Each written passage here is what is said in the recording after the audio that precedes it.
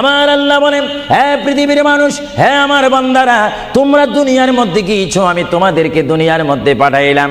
পাঠাইবার পরে আমি জানি তোমরা অনেক অন্যায় পথে যাবে, অনেক কাজ করবে, যে কাজগুলোর মধ্যে তোমাদের গুনাহ হয়ে যাবে।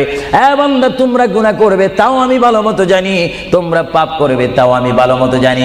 বান্দারে, পাপ করার পরে, গুনাহ করার পরে একাই কি মসজিদের মধ্যে তোমরা কেঁদেছো, রব্বানা যালামনা, বলেন রব্বানা যালামনা আনফুসানা ওয়া ইল্লাম তাগফির লানা ওয়া তুরহামনা লানাকুনান্না মিনাল খাসিরিন বলে বলে মসজিদে কেঁদেছো, আসরের নামাজ পড়ে কেঁদেছো, যোহরের নামাজ পড়ে কেঁদেছো, মাগরিবের পড়ে কেঁদেছো, এশার নামাজ পড়ে কেঁদেছো।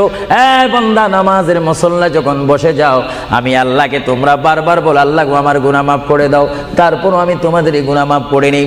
তারপরও তোমরা নিশি রাত্রে, মানুষ যখন ঘুমে যায়, তোমার বিবি যখন ঘুম যায়, তোমার ছেলে যখন ঘুম যায়, তুমি নিশি রাত্রে ঠান্ডা পানি দিয়ে ওযু বানিয়ে নামাজের মুসল্লায় বসে তুমি আবার যখন